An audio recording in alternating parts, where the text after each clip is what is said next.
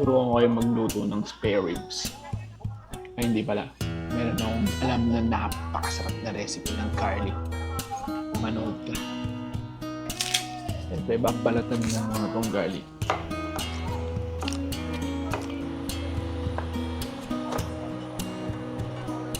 Pag naghiwa-hiwalay na yung ribs, ang ibig sabihin yan, malambot na yan. Kita mo naman, naghiwa-hiwalay na.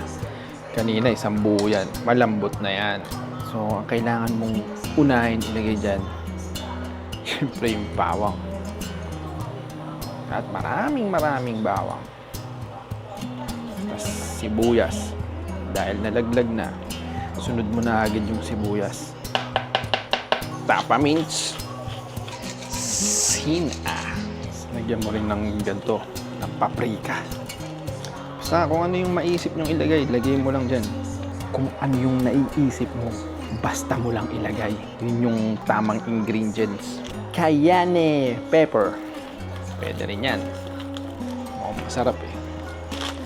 Siya nga pala si Laurel. At ito yung kanyang dahon.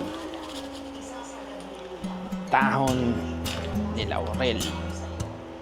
Pwede mo rin lagyan ng toyo. Pwede rin ng oyster sauce. Washashar! Washashar!